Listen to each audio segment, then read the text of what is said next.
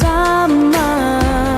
Radio Republik Indonesia, kita Indonesia sesungguhnya.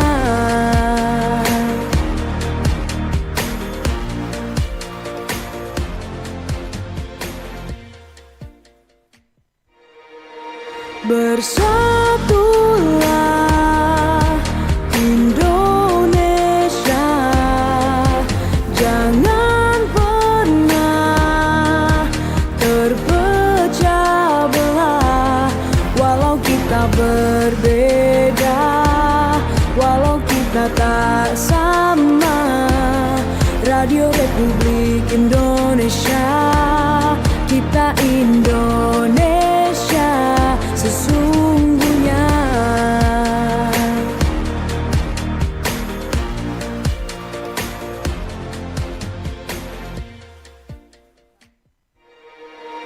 Bersatulah Indonesia, jangan pernah terpecah belah.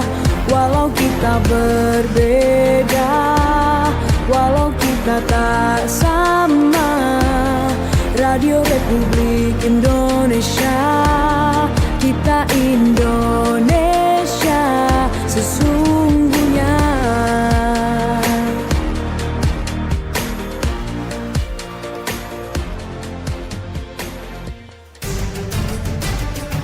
Saatnya Anda ikuti dialog interaktif Jaksa Menyapa. Ruang khusus untuk memperoleh pencerahan, solusi tentang keluhan, permasalahan hukum yang Anda hadapi. Jaksa Menyapa juga memberikan informasi secara tepat dan akurat dalam menyikapi berbagai isu penegakan hukum baik di tingkat lokal maupun nasional. Inilah Jaksa Menyapa. Inilah Jaksa Menyapa.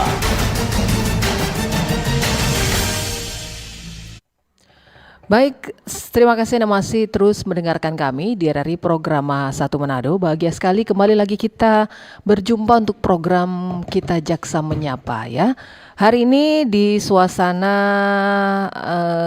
pagi menjelang siang ini yang cukup panas di luar, tapi lumayan berangin juga begitu ya. Tanggalnya sudah mulai banyak dan pastinya kalau sudah mulai banyak begitu jadi orang bilang sudah tanggal tua. Tapi mudah-mudahan cuaca ataupun tanggalnya tidak mempengaruhi semangat Anda semua untuk terus melakukan aktivitas di hari ini. Tepatnya di Selasa 23 Juni 2026. Seperti biasanya 1 jam ke depan kita akan membahas satu topik bersama tamu-tamu spesial kita. Hari ini kita kedatangan tamu dari Kejaksaan Tinggi Sulawesi Utara begitu ya.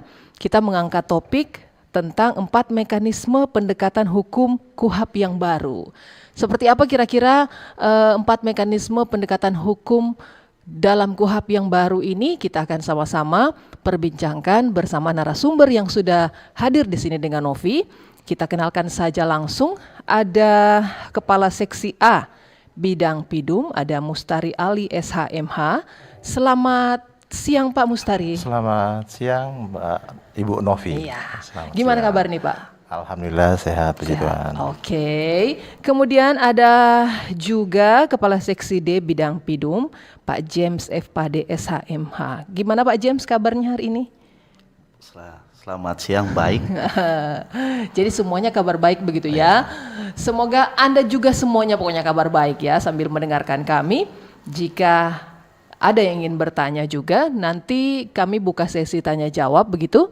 Anda boleh sampaikan pertanyaan atau pendapat Anda melalui line telepon, SMS dan WA kami di 0821 9583 5080 atau melalui kolom komentar kami di channel YouTube kami RRI Manado. Jadi untuk Anda yang mendengarkan di 94,5 juga yang menonton kami ternyata di channel YouTube kami juga selamat mendengarkan, selamat menonton, selamat menikmati program Jaksa Menyapa ini ya.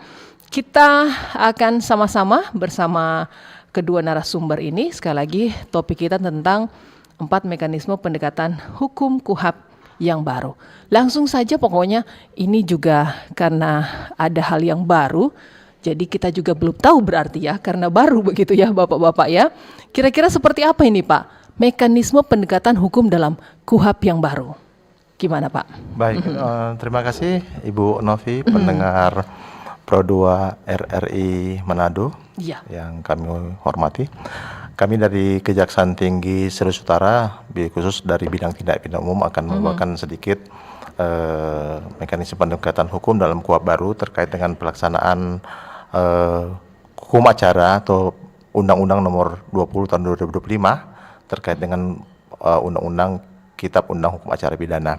Jadi mekanisme pendekatan hukum dalam KUHP baru yang diatur dalam aturan nomor Undang-Undang Nomor 20 Tahun 2025 tentang KUHP itu adalah upaya untuk pergeseran strategis dari keadilan retributif yang berorientasi pada pembalasan menuju keadilan restoratif dan penyelesaian perkara yang lebih efektif, efisien, serta berpusat pada pemulihan.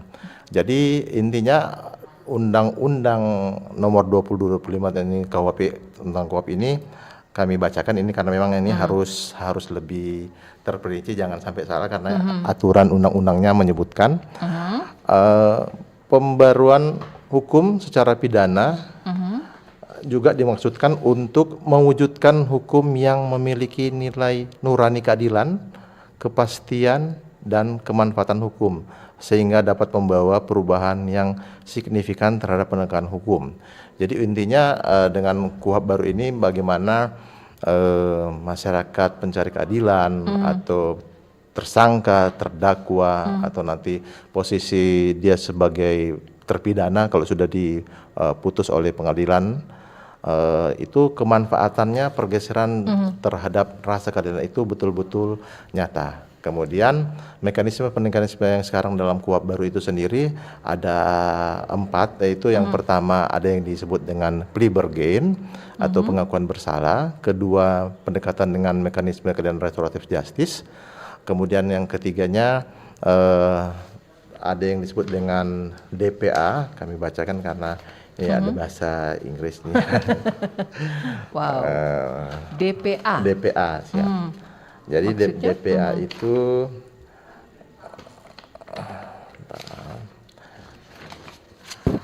Deferred Prosecution Agreement. Jadi itu nanti Deferred Prosecution Agreement. Ya. Itu nanti kami akan jelaskan. Yang kemudian yang keempat adalah denda damai. Tapi kami untuk yang lebih saat ini yang sering terjadi dan itu dilaksanakan paling banyak baik dari setiap tingkatan aparat penegakan hukum itu sudah melaksanakan mekanisme ini. Cuman untuk 2 denda damai dengan DPA tadi masih untuk Sulawesi Utara sendiri belum terjadi seperti itu. Nanti kami akan jelaskan sedikit. 2 yang paling sering terjadi itu plea bargain dengan dan MKR. DPA. MKR. Jadi MKR itu mekanisme keadilan restoratif justice. Jadi RJ kalau yang sudah kita kenal sama ini pelaksanaan RJ seperti itu. Jadi dari setiap tingkatan yang dilaksanakan oleh aparat penegak hukum dari pihak penyidik, kemudian kami penuntut umum dan kemudian nanti di sidang pengadilan oleh hakim itu ada yang harus dilaksanakan dengan syarat-syarat tertentu dan itu sudah dilaksanakan. Misalnya yang bisa dilaksanakan PB dan MKR itu plea bargain dan MKR itu ada syarat-syaratnya, itu ancamannya tidak boleh lebih dari 5 tahun, kemudian dia bukan residivis, kemudian pelaksanaannya itu juga antara pihak itu berkomitmen bersama seperti itu. Itu garis besarnya untuk pelaksanaan. Itu sedikit dari saya. Jadi ada 4 mekanisme ini ya. Siap. Yang baru begitu. Kalau di lama seperti apa perbedaannya? Kalau dengan KUHP lama itu memang belum ada dikenal mekanisme pelaksanaan baik di MKR. Pendekatan ini belum, mekanisme ini belum ada. Belum ada. Jadi dengan upaya-upaya ada beberapa kasus yang terjadi sebelumnya, mungkin kita jadi sedikit kalau misalnya proses MKR. Jadi dulu kalau bahasa KUHP-nya mekanisme keadilan restoratif, mekanisme keadilan restoratif. Cuma orang dengar sekarang restoratif justice. Kenapa itu terjadi sebelum, kalau masih pakai KUHP lama, pimpinan beberapa perkara, misalnya kalau kita ingat kembali lagi Nenek Mina yang pencurian coklat, kemudian pencurian sendal. Apakah dengan perkara-perkara yang kecil, Kecil itu. yang kecil-kecil terus harus berproses sampai di pengadilan? Seperti itu. Jadi contohnya contoh seperti itu. itulah filosofi sehingga terjadinya pimpinan itu kemudian dengan pembuat undang-undang memasukkan mekanisme yang model baru ini menjadi regulasi yang kita laksanakan bersama. Contoh yang saya sampaikan tadi, misalnya pencurian sendal atau pencurian coklat, pencurian kayu jati, semua, yang ancamannya memang di bawah 5 tahun pencurian misalnya. Cuman karena proses hukum itu harus berjalan sampai selesai, sampai di pengadilan. Kita tidak mau tahu dengan proses yang sebelumnya, apakah nanti ada pemaafan atau seperti apa, itu nanti di proses persidangan. Itu harus jalan. Cuman dengan proses adanya RJ, ternyata itu bisa dilaksanakan dari awal penyidikan, misalnya oleh penyidik kepolisian, bisa menyelesaikan itu dengan mekanisme RJ. Kalaupun misalnya tidak sepakat di proses RJ pihak penyidik, Baru bisa ke penuntutan. Kita juga melaksanakan penuntutan, kita laksanakan juga mekanisme RJ. Kalau sudah disetujui berarti sudah selesai perkara, kita bisa berhentikan dengan penetapan hakim, seperti itu. Itu prosesnya. Tapi kalau yang dulu itu pure Langsung berjalan berjalan terus. Jadi rasa nilai keadilan yang terbangun di tengah-tengah masyarakat itu kayaknya, loh kok cuma gara-gara coklat sekian, cuma sendal yang hilang, jati yang terdakwa atau tersangkanya yang sudah uzur misalnya yang kemarin. Nah, kenapa itu tidak dilaksanakan dengan mekanisme yang lebih persuasif, yang lebih mendekatkan kepada hati nurani masyarakat? Seperti itu kondisinya. Jadi sudah mulai Filosofinya seperti itu. bertransformasi keadilan Siap. berarti ya. Siap, seperti Ada hal-hal yang perlu dipikirkan begitu, tidak harus langsung proses hukum. Jadi demikian, ternyata ada hal-hal mekanisme pendekatan hukum yang terjadi di KUHP yang baru begitu ya. Tadi sempat dijelaskan tentang keadilan restoratif, tadi definisi dan prinsip utama dan kontekstualisasi. Kira-kira ingin diperdalam lagi gimana Pak James, boleh? Oke, terima kasih kesempatan yang diberikan. Sebagaimana sudah disampaikan oleh kawan kita Pak Mustari Ali, terkait dengan adanya RJ ini memang harus mengedepankan terkait hak-hak daripada kedua belah pihak, yaitu pelaku dan korban. Di mana untuk penyelesaian RJ ini harus persetujuan dari korban. Nah, persetujuan dari korban ini bukan berarti adanya paksaan ataupun campur tangan orang lain dalam hal ini harus dengan sukarela. Yang mana kesepakatan dari korban terhadap apa yang dilakukan oleh pelaku ini atau tersangka ini benar-benar murni dia memaafkan. Nah, sehingga terciptalanya restoratif. Restoratif justice ini adalah memulihkan hak seperti semula, keadaan semula, sehingga apa yang menjadi tujuan daripada restorasi ini bisa tercapai karena itu harus ada kesepakatan Dulu antara korban dan pelaku. Nah, terkait kesepakatan itu harus juga kita tetap mengedepankan terkait adanya hak-hak daripada tersangka. Tentunya terkait kalau biasanya kalau sudah dilakukan penahanan atau apa, nah itu kita melihat jangan sampai apa yang menjadi hak juga tersangka ini kita abaikan, karena biasanya sudah penyelesaiannya tapi proses pidananya masih berjalan atau seperti apa, itu yang kita harus perhatikan. Jangan sampai sudah dipulihkan dan sudah dilaksanakan namun ternyata masih berlangsung. Nah, jadi dengan adanya itu kita harus melakukan biasanya kalau teknisnya terkait penanganan RJ ini dengan KUHP yang baru ini kita harus adanya penetapan dari pengadilan. Nah, dengan adanya kesepakatan ini baru kita akan lakukan expose. Nah, dari hasil expose tersebut kita minta penetapan dari pengadilan untuk persetujuan atas RJ ini. Harus disetujui Jadi pokoknya disetujui, ya. ya. Jadi setelah korban baru pihak pengadilan menyetujui, baru tercipta. Ya, terkait untuk pengujian RJ ini harus ada tadi terkait harus dipenuhi terkait syarat-syarat terkait adanya permohonan. Permohonan dari korban. Ya, Oke. terkait untuk Kalau korban ini mau berarti ya itu proses. tidak ada. Nah, jadi terkait RJ ini ketika dua belah pihak tidak ada Persetujuan. untuk upaya damai ataupun untuk RJ, ya tetap pidana dijalankan. Nah, karena untuk terkait KUHP yang baru ini kan kita kedepankan dulu terkait adanya pengakuan ataupun RJ ini. Baik juga ada pengakuan bersalah. Jadi ini nanti dijelaskan nanti terkait setelah ini terkait bagaimana terkait 4 pilar terkait ini pilar yang pertama begitu ya. RJ ya. Jadi terkait RJ ini itu untuk ada kesepakatan atas permintaan dari korban ataupun tersangka disepakat dan kita lakukan RJ. Dan setelah RJ itu disetujui dari tiap tahapan dari penyidikan, penuntutan, kita harus minta penetapan pengadilan. Ya. Oke, itu ya untuk yang mekanisme yang pertama ini ya, yang RJ begitu ya. Kemudian dasar hukum keadilan restoratifnya ada dong berarti Pak. Boleh dijelaskan untuk pendengar kira-kira? Baik, untuk dasar hukum pelaksanaan kalau sekarang KUHP menyebutkan keadilan restoratif justice itu diatur di dalam pasal 79, ada beberapa poin di situ. Jadi bagaimana mekanisme pelaksanaannya tentang pelaksanaan dari RJ itu sendiri. Jadi seperti saya sebutkan tadi bahwa itu ancaman hukumannya di bawah 5 tahun. Kemudian si tersangka. Jadi baru boleh itu baru asal bisa di bawah 5 tahun. Kalau atas 5 tahun nggak bisa lewati ini.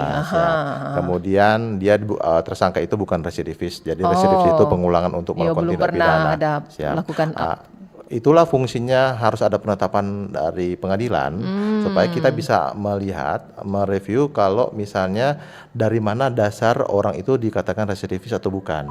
Kalau di sistem informasi pengadilan yang sekarang dipakai di pengadilan dengan SIPP, pengadilan negeri, itu kita bisa melihat bahwa orang tersangka yang mengajukan RJ misalnya, itu kita bisa terbaca dia sudah pernah melakukan atau belum pernah melakukan. Jadi itu fungsinya karena aturannya menyebutkan setelah disetujui kita laksanakan, kemudian kita membuat surat ke pengadilan negeri untuk meminta penetapan dari pengadilan. Itulah kenapa harus ada bahasa-bahasa seperti itu. Kemudian kalau mekanisme memang sepanjang ya boleh dikatakan 1 semester pelaksanaan KUHP baru ini kan terhitung 2 Januari 2026 bahwa pelaksanaan itu sudah mulai KUHP baru ini itu sudah seluruh Indonesia sudah melaksanakan itu baik dari tingkatan oleh penyidik, kepolisian, kemudian kami penuntut umum.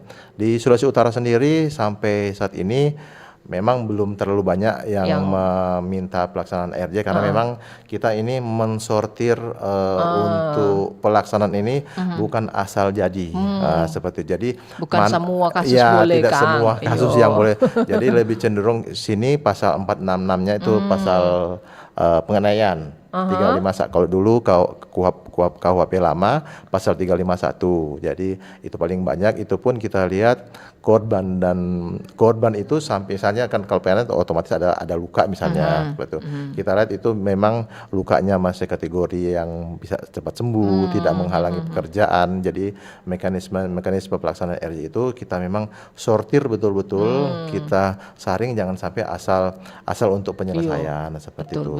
Jadi memang sampai saat ini di Kejaksaan Tinggi Sulawesi Utara sampai tanggal hari ini ada kurang lebih hampir 30-an lah. 25 Yang sudah 25 yang untuk RJ. pakai RJ ini ya. Tapi sebenarnya tahun kemarin itu malah dalam 1 tahun itu kita bisa sampai 100-an. Oh gitu. Seluruh wilayah. Seluruh ya. wilayah. Jadi dari Kejaksaan Negeri itu harus melaporkan ke kami mekanisme RJ itu dilaksanakan di Kejati sama pimpinan untuk disetujui. Jadi sepengetahuan pimpinan untuk melaksanakan RJ seperti itu. Baik. Terus intinya kalau prinsip utama itu memang yang disampaikan Pak James tadi mengedepankan perbaikan kerugian korban gitu seperti ya. itu. Jadi Oke. kalaupun korban itu ada biaya untuk pengobatan, kalau misalnya ada dari pelaku, dari tersangka mau membantu atau sebagai bukan ganti rugi ya, membantu biaya pengobatan. Intinya Bertanggung jawab ya, begitu kan. peristiwa ini juga terkadang hanya kekerabatan atau hanya teman yang sebenarnya masalah sepele, baku salah toh. Nah, itu memang itulah kondisi-kondisi, jangan sampai hanya sepele kita harus bawa ke terus pengadilan berlanjut, iya. yang biayanya lebih banyak untuk Betul. dikeluarkan pada saat proses itu terjadi seperti itu. Baik, jadi itu ya untuk pendekatan pertama ya. Kalau yang kedua ini yang tadi apa? Plea bargain. Bacanya plea bargain Siap. begitu. Kalau ada bargain berarti ada apa ya? Bargaining. So, bargaining Iya, toh. iya, siap seperti itu. Seperti itu kira-kira Pak. Baik. Jadi kalau plea bargain sendiri diatur di dalam pasal 78 itu kurang lebih sama untuk syaratnya itu harus tidak lebih dari 5 tahun. Cuman kalau Sama lagi ya. Siap sama. Intinya ancaman di bawah 5 tahun itu bisa dilaksanakan plea bargain. Jadi itu pelaksananya itu berbeda dengan MKR restoratif justice-nya. Perbedaannya plea bargain itu dari tersangka ini mengakui bahwa dia sudah bersalah. Baik pada saat proses penyidikan mau ke penuntutan atau nanti proses penuntutan di pengadilan seperti itu. Jadi dia mengaku. Dia mengaku dengan pada saat dia melakukan pengakuan maka akan ada perjanjian antara jaksa, tersangka dengan advokat yang didampingi advokatnya, pengacaranya, dengan hakim misalnya kalau di pengadilan bahwa ancaman tuntutan kamu misalnya tadinya 5 tahun, ya kan misalnya kita ambil saja perkara 351 466 sekarang yang penganiayaan ancaman itu kan 2 tahun 6 bulan. Kalau dia sudah mengaku ancamannya 2 tahun 6 bulan, oke itu orang akan langsung mengaku sudah salah. Nanti bikin perjanjian nganapi kita pakai bahasa nada aja. Nganape hukuman nanti orang boleh peringan yang tadinya 2 tahun 6 bulan paling tinggi, orang jadikan misalnya 1 tahun. Itu sudah sepakat kita bikin perjanjian, dia mengaku. Nanti hakim juga akan memutus dengan proses yang tidak boleh lebih dari 1 tahun karena sebaku janji supergainnya itu. Supergain Kang, itu konsepnya maksud. Seperti itu. Jadi, tapi tidak semua juga itu memang tidak semua juga. Ya harus memang disortir betul-betul lagi kondisi-kondisi apakah layak seperti atau nyanda, itu. Kang? Iya siap. Gitu. Kemudian dia apa ya? Kalau dibahasakan karakteristiknya, mekanisme ini memitigasi. Jadi penundaan dulu, tapi sepanjang dia kalau misalnya proses sidang, orang lihat dia betul tidak mengaku ini sampai proses tuntutan sampai hakim putus, dia betul-betul melaksanakan perjanjian. Kalau di tengah perjalanan juga ada perubahan, bisa saja kembali lagi ke kondisi bahwa plea bargain ini tidak betul-betul dilaksanakan seperti itu. Ternyata begitu ya. Ya, itu DP plea bargain posisinya. Mungkin ya, jadi sudah 2 mekanisme pendekatan hukum dalam KUHP yang baru yang kita pelajari di siang hari ini. Kita masih punya beberapa waktu lagi, kita masih akan sama-sama terus di Jaksa Menyapa, tapi kita break dulu begitu. Pastikan terus mendengarkan kami di RRI Programa 1 Manado.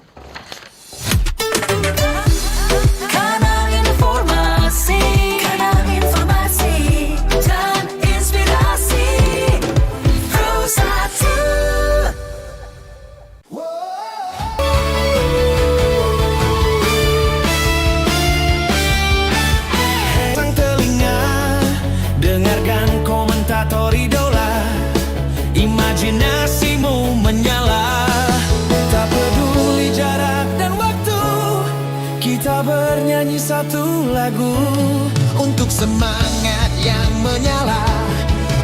dunia yang bersuara. Dari desa sampai kota, di udara kita bersama.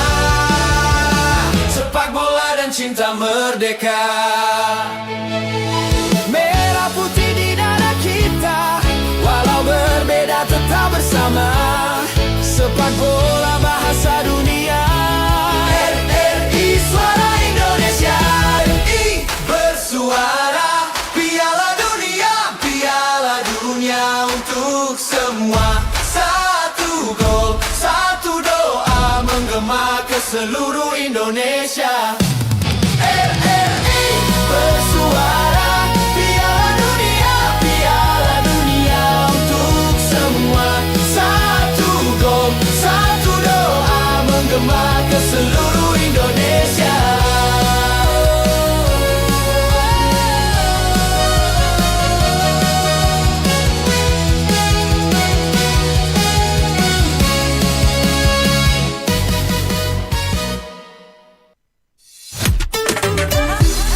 Kanal informasi dan inspirasi Pro 1. Baik, terima kasih Anda masih mendengarkan kami di RRI Program Masa 1 Manado, juga yang menyaksikan kami di channel YouTube kami RRI Manado, begitu ya. Masih di program spesial Jaksa Menyapa bersama Kejaksaan Tinggi Sulawesi Utara. Topik kita masih berbicara tentang 4 mekanisme pendekatan hukum KUHAP yang baru. Masih bersama Kepala Seksi A Bidang Pidum, Mustari Ali SHMH, dan juga Kepala Seksi D Bidang Pidum Pak James F. Pade SHMH, begitu ya. Nanti yang ingin bergabung 0821 95835080 juga boleh komentar di channel YouTube kami RRI Manado. Tadi kita sudah membahas 2 mekanisme, begitu. Ada hal yang menarik ternyata di play bargain begitu. Ini jadi ternyata ada bargaining, begitu, perjanjian yang dilakukan. Tadi sudah dijelaskan bahwa dijelaskan oleh Pak Mustari. Jadi ada perjanjian bahwa jika sudah 2 tahun, terus kalau dia harus sudah ada pengakuan dulu, begitu ya Pak ya, dari si pelaku bahwa dia bersalah, dan nanti akan ada bargaining dari pelaku dan juga kejaksaan, begitu. Tadi yang dijelaskan bahwa harus konsisten, begitu Pak ya. Kalau berjalannya proses ada perubahan, jadi bisa ditangguhkan, begitu, tidak jadi bargainingnya, begitu Pak tadi dijelaskan. Kemudian nantinya juga kan kita melewati, tadi dijelaskan ada penyelidikan, kemudian penuntutan. Jadi masing-masing ternyata punya hak, begitu Pak, bisa ditambahkan tadi seperti yang Pak James katakan. Oke, terima kasih terkait apa yang sudah disampaikan tadi terkait plemergen ini. Jadi plemergen ini setiap tahapannya mulai dari penyelidikan, penuntutan sampai proses pada persidangan. Itu tetap berlaku. Terkait plemergen ini pada kesempatan pertama itu adalah penyidik pelaku mengakui. Nah, di sini harus ada kesepakatan di mana antara pelaku dengan penyidik dan tentunya didampingi oleh penasihat hukum atau advokat ya sekarang. Dengan adanya kesepakatan itu harus dicantumkan dalam berita acara. Nah, dengan berita acara itu yang menjadi dasar kita melihat bahwa benar apa yang disampaikan atau pelaku ini mengakui atas perbuatannya ini, itu kita dapat lanjut ke tahap selanjutnya. Nah, kalau memang itu sudah dituangkan dalam berita acara dan berkas perkaranya itu dilimpahkan di kejaksaan, tentu dengan dasar tadi dengan berita acara dan juga disaksikan oleh advokat dan penyidik, itu kita akan proses pada saat kita akan melakukan pelimpahan. Nah, dengan pelimpahan itu juga kita harus juga melihat apa benar yang disampaikan oleh pelaku ini, tentunya dalam tersangka ya, khususnya dalam tersangka ini benar. Nah, itu diuji lagi. Ya, benar apakah yang disampaikan dia ini betul-betul dia mengakui secara sukarela, bukan paksaan. Karena proses untuk persidangannya ini beda dengan persidangan umumnya. Kalau untuk pemergian ini dengan adanya pengakuannya, tentu proses persidangannya itu secara cepat. Jadi tampak lagi untuk kita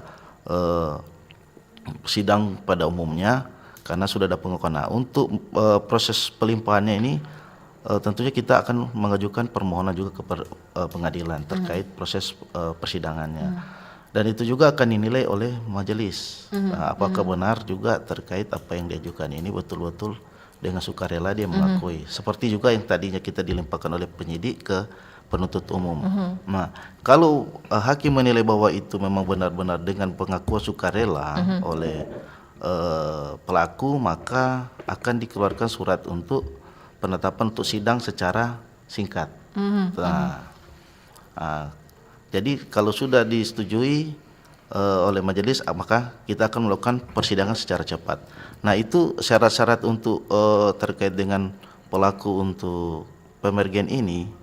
Nah, itu tadi sudah disampaikan 5 syaratnya 5 tahun ke bawah.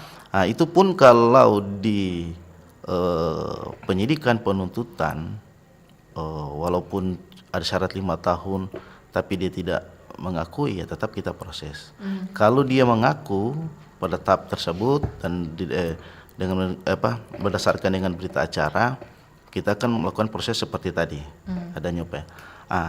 Itu bisa di atas 5 tahun, tapi itu adalah kewenangan dari pengadilan, di mana ancaman di atas 5 tahun dan di bawah 7 tahun, di bawah 7 tahun, di mana pada saat di penyidikan penuntutan, walaupun dia ancaman di atas 5 tahun, dia sudah mengaku, karena syarat ini kan untuk penuntut umum dan penyidik ini kan syaratnya 5 tahun, walaupun dia sudah mengakui, tapi tidak masuk dalam syarat itu, dapat dibolehkan di pengadilan tapi 7 tahun ke bawah. Ya, jadi seperti itu. Oke, baik. Ada penelpon, kita coba dulu ya, menerima penelpon yang ingin bergabung bersama kami di Jaksa Menyapa. Kita coba dulu, silakan Jaksa Menyapa, selamat siang. Selamat siang Ibu. Iya, selamat siang, dengan siapa di mana ini? Ibu Arman di bandara. Ibu Arman di bandara. Silakan Ibu Arman, ingin bertanya langsung. Iya, ini Pak, sesuai judulnya ya, tadi juga sempat disinggung tentang transformasi ya, ada transformasi keadilan. Oke. Emangnya hukum kita ada semacam transformasi kayak film ini aja Pak. Transformer itu Bu. Kemudian, ya. Kayak Power Ranger ada berubah gitu loh. Jadi ada transformasinya, bisa dirubah juga. Seperti apa nih? Karena kita tahu juga ada dulu itu ada restoratif justice ya, bisa semacam itu ya. Tapi dalam hal ini sesuai judul transformasi keadilan ini seperti apa bisa diwujudkan. Terima kasih. Itu ya Bapak-bapak dan Ibu yang ada di studio. Terima kasih Ibu Arman di bandara. Jika masih ada satu, kita terima sebelum kita bahas begitu ya. Silakan di WhatsApp juga boleh. Sekali lagi Novi ingatkan, di telepon, WA ataupun SMS ataupun di channel YouTube kami di RRI Manado boleh berkomentar di situ. 0821 95 835080. Selamat pagi Bapak Jaksa dan host. Selamat pagi juga Ibu Aprilia Kombos. Di Manado belakangan ini marak terjadi kasus kriminal, bahkan pembunuhan yang mirisnya pelakunya justru masih di bawah umur begitu ya. Bagaimana aparat hukum menyikapinya? Di satu sisi mereka dilindungi Undang-Undang Perlindungan Anak, namun di sisi lain mereka sudah bisa berbuat kriminal. Adakah mekanisme pendekatan hukumnya untuk kasus demikian? Mohon tanggapannya. Terima kasih banyak Ibu Aprilia Kombos. Ada lagi satu penelpon. Kalau sudah tidak ada, kita ke Ibu Arman dulu yang penasaran tentang transformasi keadilan ini. Masih belum jelas sepertinya. Jika ada yang ingin ditambahkan, Pak Mustari silakan. Mustari Ali silakan. Terima kasih Ibu Arman yang di bandara ya. Kayaknya saya kenal dengan Ibu Arman ini. Baik Ibu, transformasi kalau misalnya di kamus besar ya, kamus besar bahasa Indonesia, sepengetahuan saya adalah proses perubahan rupa, bentuk, sifat, fungsi atau struktur secara mendasar. Nah, itu dari itu kalau Kamus Besar bahasa transformasinya, KKBI. kata transformasinya sendiri. Jadi transformasi keadilan itu yang saya sampaikan tadi dari KUHP lama yang belum mengatur tentang mekanisme RJ, belum ada mengatur Masih kaku begitu plea dang bargain, DP Steve. masih karena suasana kebatinan yang terbangun di dalam masyarakat itu rasa keadilan itu ternyata terus menerus tidak stuck pada satu posisi. Ya, jadi hukum itu hidup di dalam masyarakat dan masyarakat itu membutuhkan yang arah lebih baik lagi, ujungnya seperti itu. Jadi kita perlu bertransformasi. Nah, kurang lebih bahasa seperti itu. Jadi transformasi keadilan. Jadi yang tadinya tidak ada di KUHP lama sekarang dengan KUHP baru, KUHP nasional lah intinya, karena KUHP lama itu masih Zaman dari zaman Belanda yang sudah hampir 300 tahun kita dijajah, kemudian hampir 80 tahun kita merdeka, baru tahun ini itu dilaksanakan. Ya kita bagaimana dengan niat baik pembuat undang-undang, pemerintah dan kami semua aparat penegak hukum akan bertransformasi, akan membuat penegakan hukum itu lebih baik lagi seperti itu. Jadi mengingat juga beberapa kasus juga yang terjadi begitu Pak. Siap, seperti itu. Jadi memang ada kasus-kasus yang kemarin saya contohkan yang pernah terjadi yang nilai kerugiannya cuma sendal, coklat, kayu, tapi dihukum dengan hukuman, tapi karena sudah viral bahwa seorang nenek misalnya masuk penjara, tapi kan kita mengikuti, bukan berarti kita hanya membaca undang-undang di atas kertas, tapi kita sekarang menggunakan hati nurani seperti itu. Itulah pemerintah, legislatif, kemudian kami aparat penegak hukum semua melaksanakan itu supaya rasa keadilan yang tumbuh dan berkembang di masyarakat itu betul-betul akan nyata, akan bertransformasi, akan lebih baik. Tapi begitu itu juga jadi pertanyaan kemarin Pak, apakah ini tidak melemahkan hukum begitu Pak? Bagaimana? Kalau lebih banyak DP baku atau sebenarnya dengan proses dibahasakan melemahkan hukum tidak, karena kan semua ada saringannya, ada aturan mainnya, ada syaratnya. Jadi bukan residivis di bawah 5 tahun. Jadi kalau semuanya kita tampung dengan kita memudahkan, tidak seperti itu juga. Itu tuh yang masyarakat paham dan bahwa tidak semena-mena juga ada syarat-syaratnya. Ya, ada aturan mainnya. Itu pun setelah syarat pun sudah terpenuhi, kita sortir betul-betul lagi. Kondisinya seperti apa sih? Jangan ada. Jadi setelah ada feedback terhadap kegiatan yang sudah kita laksanakan, ternyata ada orang yang itu yang kita memang kita sortir, kemudian kita apa istilahnya? Lihat kondisi lingkungan, kondisi masyarakat, kita memang profiling betul-betul seperti itu. Mungkin ditambahkan oleh Pak James. Pak James, transformasi ini bukan transformer toh. Transformasi ya, yang mana kenapa terkait adanya perbedaan KUHP yang lama dengan KUHP yang baru ini. Tentunya kalau kita melihat dari aturan yang ada, bagaimana untuk mengedepankan ya melalui keadilan itu, dimana kalau dulu ini bersifat balas dendam. Nah, betul. Jadi dengan adanya perbuatan ini, kalau kita mengacu ke KUHP yang lama, karena dia berpikir kita sudah dapat begini, tunggu. Jadi bersifatnya balas dendam. Nah, dengan adanya transformasi terkait KUHP yang baru ini, tentunya lebih jelas terkait bagaimana mengedepankan keadilan itu. Tadinya lebih ke pemulihan. Ya, karena dengan adanya pemulihan ini tentunya menciptakan suatu keadilan yang humanis. Lebih humanis, betul. Di mana setiap masyarakat yang tadinya sering, apalagi tetangga ya contoh ya.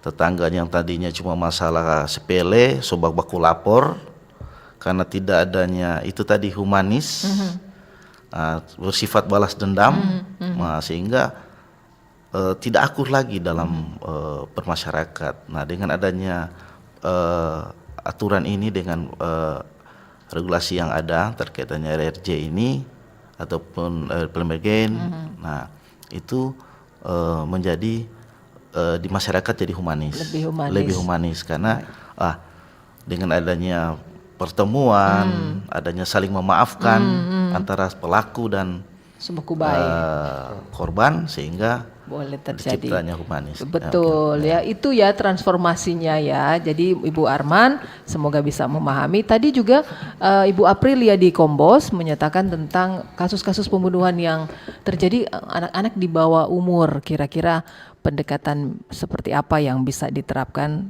untuk kasus-kasus contoh seperti itu, Pak? Silakan. Pak Baik, Mustar. terima kasih. Memang 1 bulan terakhir ini aja kasus-kasus penganiayaan atau penganiayaan menyebabkan kematian itu memang banyak. Nggak tahu fenomena yang terjadi khusus di Kota Manado ini seperti apa, sampai yang terakhir jajaran Polres Manado bersama-sama dengan Brimob melaksanakan operasi bersama pada malam minggu kemarin. Kebetulan saya ada di dekat-dekat situ, jadi saya mengikuti. Memang kalau dilihat kenapa terjadinya tindak pidana, misalnya pembunuhan atau penganiayaan yang terlibat adalah anak-anak. Memang secara regulasi kalau anak-anak itu memang ada aturan khususnya, Bu. Kalau misalnya dia posisi sebagai tersangka, posisi dia sebagai pelaku tersangka terdakwa, itu memang diatur dengan Undang-Undang Peradilan Anak. Jadi hukuman itu kekhususan dari Undang-Undang Peradilan Anak itu, jadi dia ada mekanisme khusus yang dilaksanakan terhadap anak-anak karena memang posisi anak-anak. Kemudian pelaksanaan seterahnya itu, penghukumannya itu juga dibedakan dengan orang dewasa. Iya. Tapi memang kondisinya sekarang kembali lagi untuk meminimalisir keadaan, memang kalau sudah sampai harus terjadi tindak pidana, kita sudah tidak bisa bikin apa-apa lagi. Prosesnya sudah harus ke pengadilan seperti itu. Cuman yang tadi ancaman hukumannya orang dewasa, misalnya pembunuhan 15 tahun, ancamannya setengah dari ancaman orang dewasa. Jadi sudah ada aturannya ada untuk aturan anak-anak. Jadi memang tidak bikin apa. Cuman sekarang kondisi yang harus kita jaga, jangan sampai terjadi pengulangan tindak pidana yang bersinggungan dengan anak. Itu memang dari kita masing-masing. Kita proses itu sampai malam minggu mungkin berkumpul satu tempat, minum atau ketersinggungan atau cuman mencari jati diri, menjadi jati diri yang posisi mereka itu tidak dalam posisi stabil, masih posisi labil, mencari orang Manado bilang yang memakan puji seperti itu. Nah, kondisi-kondisi itu yang orang menunjukkan bahwa orang ini bisa, jago, tapi ya orang itu jago, ujung-ujungnya ke sana seperti itu. Jadi bagaimana dari saya hanya bukan ayo kita semua sama-sama. Jadi tanggung jawab bersama dan orang tuh. Pemerintah, masyarakat, tokoh agama, tokoh masyarakat, karena itu anak-anak itu tidak bisa mau jaga. Ada orang ada di kawasan, ada orang ada di hukmana, terjadi keributan, terjadi perkelahian, terjadi penikaman. Betul. Nah, senjata tajam memang ancaman cukup tinggi. Cuman proses pembuatan senjata tajam itu juga gampang mau bikin, gampang didapat. Nah, itu lagi yang harus dijaga. Kondisi-kondisi seperti itu yang sama-sama kita harus menjaga anak-anak ini agar supaya tidak terlibat hukum begitu kan. Jadi kondisi-kondisi kalau sudah terjadi memang harus kalaupun hukumnya rendah ya memang aturan dia untuk dewasa anak-anak pengadilan itu anak. Seperti ada peradilan anak. Sudah diatur di situ juga semuanya. Baik, terima kasih Ibu Aprilia di Kombos yang sudah bersama-sama kami. Kita sudah 2 hal kita bahas, ada 4 lagi elemen ya, 4 mekanisme lagi ya. 2 lagi. Tadi sempat di awal bahwa kalau di sini biasanya baru 2 yang pakai, yang restoratif dengan PBB. Kalau yang ketiga ini agak susah ini. Different Prosecution Agreement. Different Prosecution Agreement. Jadi ini kurang lebih di bahasa perjanjian penundaan penuntutan. Nah, ini mekanisme ketiga. Memang ini belum terjadi khusus di Sulawesi Utara, belum terjadi, belum ada karena ini karena ini bersinggungan dengan korporasi, Bu. Seperti itu. Jadi kita fokus ini perjanjian diskresi di mana penuntut umum setuju menunda proses penuntutan terhadap subjek hukum. Di sini biasanya korporasi dengan syarat kepatuhan mematuhi kewajiban spesifiknya seperti itu. Jadi misalnya begini, ada kejadian yang bersinggungan dengan korporasi, misalnya lingkungan, masalah undang-undang lingkungan hidup. Misalnya dia merusak lingkungan pada saat dilaksanakan penuntutan, sebelum sampai ke penuntutan kita bicarakan dulu, disampaikan dulu. Ini kalian itu harus menyelesaikan dulu kerusakan lingkungannya dengan cara revitalisasi perbaikan dulu dengan perjanjian. Kalau misalnya kalian tidak bisa dengan misalnya tenggang waktu tertentu tidak diselesaikan dengan kondisi semula, penuntutan jalan. Tapi kalau misalnya dia bisa, berarti sudah dilaksanakanlah mekanisme DPA ini. Seperti itu. Tapi memang ini masih jarang terjadi di Sulawesi Utara. Kalau beberapa daerah di Sumatera, Kalimantan, ada daerah-daerah yang ini sudah dilaksanakan seperti itu. Jadi ada elemen-elemen pelaksanaannya itu dia persetujuan mengikat. Korporasi mengakui fakta hukum dan bersedia membayar denda, resesi korban, memulihkan dampak sistemik secara kooperatif. Masa penundaannya juga ada dengan waktu tertentu seperti itu. Dengan diselesaikan atau dibahasakan di dalam butir-butir kesepakatan antara pihak penuntut umum dengan si korporasinya. Kemudian itu juga harus ada dilakukan pengawasan. Ya. Jadi bukan setelah kita bikin perjanjian atau penundaan kita kasih biar. Itu harus dilaksanakan pengawasan supaya betul-betul dilaksanakan dan diawasi oleh lembaga independen untuk mencegah terjadinya pengulangan tindak pidana seperti itu. Ada elemen-elemen dalam melaksanakan itu juga ada syarat-syaratnya begitu ya. Oke. Kemudian kita cepat saja Bu, sampai 10 menit. Mekanisme terakhir tuh mekanisme denda damai. Nah, kalau ini? Denda damai ini dilaksanakan di luar adjudikasi atau sanksi maksimal yang kurang lebih ini dilaksanakan oleh juga korporasi seperti itu. Jadi memang berlanjut ini ya. Iya. Padahal tidak seperti plea bargain yang butuh putusan singkat hakim. Denda damai adalah langkah diskresi eksekutif untuk menutup kasus. Tapi ujungnya juga itu pengembalian dari apa yang tindak pidana dilakukan itu memulihkan kondisi lagi. Denda damainya ya istilahnya. Tapi memang karena ini barang baru, kita juga sama-sama belajar. Ininya kita menjelaskan bahwa ada mekanisme di dalam KUHP baru ini yang kita ternyata yang bisa kita laksanakan. Tujuannya adalah perbaikan yang tadi lagi transformasi keadilan. Ternyata seperti itu ya. Jangan kemana-mana, kita break dulu. Kita akan kembali di sesi terakhir. Tetap bersama kami di Jaksa Menyapa. Kanal informasi dan inspirasi Pro1. Mantap doi dang. Oh, dodo anak ngapa cira ngapa mama ini ada kono pikonja kalau keluar doye mancari kasiang yang kurang sasadiki ngana minta. Jadi anak muda yang cuma angkat kaki dudu banyak sebenarnya yang boleh ngoni mau baking kasiang anak. Ngana cuma mau dudu minta buka tangan ingat lebih baik tangan di atas daripada tangan di bawah. Mencari nggak perlu jauh-jauh banyak. Kok perlu jadi mama? Orang mau usaha mau jual kacang tore ini anak supaya itu doi tore mau masuk pakai otak ya. Kesuksesan tidak lahir dari keberuntungan, melainkan dari kerja keras dan ketekunan.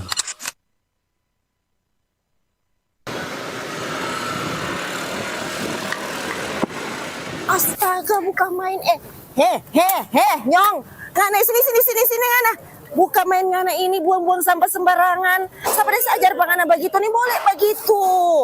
Karena ini jaga kebersihan. Kalau mantan boleh nggak buang sembarangan. Ada apa ini? Pas Pak. Coba ada lihat apa? ini generasi muda bagaimana ini Pak. Fasung kong sembarang buang sampah. Sembarang buang sampah, mana tuh sampah dia buang? Itu sana Pak. Coba ambil tuh sampah. Rasa ngana. Adik, biasa. mau sampaikan bahwa buang sampah itu ada tempatnya. Di sini disediakan tempat sampah. Jadi dilarang buang sampah sembarangan. Apalagi di wilayah tempat kita ini pemukiman masyarakat yang ada. Jadi betul ini apa yang disampaikan oleh Ibu ini. Dilarang buang sampah sembarangan di Kecamatan Languan Timur ini. Ya, boleh silakan buang sampahnya di tempat sampah. Ya.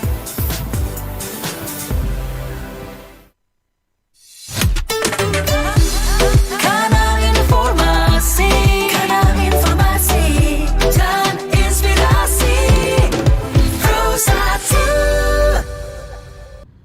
Anda masih mendengarkan kami di RRI Program 1 Manado, juga yang menyaksikan kami di channel YouTube kami di RRI Manado begitu ya.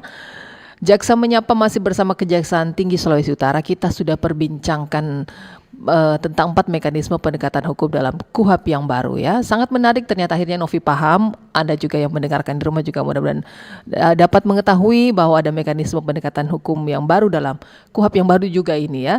Di sesi terakhir kira-kira Pak James atau Pak Mustari Ali boleh harapan ataupun himbauan kepada masyarakat yang mendengarkan RRI. Silakan Pak. Baik, pendengar Pro 2 RRI Manado yang kami hormati, dengan pelaksanaan KUHP baru ini diharapkan kita lebih mengedepankan rasa keadilan, itu yang pertama. Kemudian jadikan hukum itu adalah sebagai penumbuh rasa kebersamaan intinya. Kita menumbuhkan rasa keadilan itu pasti akan mengakibatkan atau istilahnya suasana itu akan menjadi lebih baik dengan penegakan hukum. Jadi seperti bahasa tadi, kalau misalnya anak-anak ribut, berkelahi itu kan berarti suasana tidak nyaman. Jadi semakin kita paham hukum, berarti kita akan lebih rasa nyaman itu akan tercipta di tengah-tengah masyarakat dengan pelaksanaan KUHP baru ini, supaya kita juga lebih melek bahwa Indonesia akan lebih baik Lebih damai begitu. Silakan Pak James. Terima kasih. Tentunya himbauan yang tentu diharapkan kepada masyarakat yang pasti terlebih jauhi hukuman pada intinya. Itu jangan terlibat hukum begitu ya. Terlibat dalam hukum supaya terjauhlah dari hukuman. Betul. Dan tentu tadi sempat juga disampaikan terkait pertanyaan yang kedua yang terkait banyak sekali yang marak ya terkait anak-anak. Iya, betul. Nah, ini sebenarnya dibawa juga keterlibatan semua pihak, khususnya orang tua, lebih mengawasi anak-anak. Tentunya kalau anak-anak yang berkeliaran di atas jam 10 malam, nah ini kan boleh perlu, cek begitu toh, ya, di mana pulang diharapkan kepada orang tua juga, dan juga tentunya sebagai PH juga kami, baik polisi, kejaksaan, dan juga dari pihak lain untuk mengawasi dalam hal ini, dalam biasanya tempat-tempat yang sering dikerumunin orang-orang yang tentu dipertanyakan ya, kalau sudah jam-jam berapa di tempat-tempat yang tidak ada izin atau sebagainya, itu harus karena memicu saat ini adalah minuman keras. Betul. Baku miras, baku salah. Baku salah. Makanya semua elemen perlu sama-sama untuk mengawasi terkait adanya keamanan. Makanya tadi saya sampaikan lebih masyarakat jauhilah hukuman. Betul. Oke. Baik, terima kasih banyak ya untuk kehadiran tamu kita dari Kejaksaan Tinggi Sulawesi Utara. Sekali lagi untuk Pak Mustari Ali, Kepala Seksi A Bidang Pidum. Terima kasih Pak sudah hadir di sini, sukses ya. Pak James Pade SHMH, Kepala Seksi D Bidang Pidum juga. Terima kasih Pak James sudah hadir begitu ya, sukses ya. Kita cukupkan sampai di sini dulu. Terima kasih juga untuk Anda yang sudah mendengarkan kami, sudah berpartisipasi, sudah menelpon dan juga sudah mengirimkan WA. Kita ketemu lagi lain waktu, lain kesempatan. Kami pamit undur diri dari ruang dengar Anda. Terima kasih dan sampai jumpa. Terima kasih Anda telah mengikuti dialog interaktif Jaksa Menyapa. Partisipasi Anda membantu meningkatkan dukungan dan kepercayaan publik terhadap institusi penegak hukum.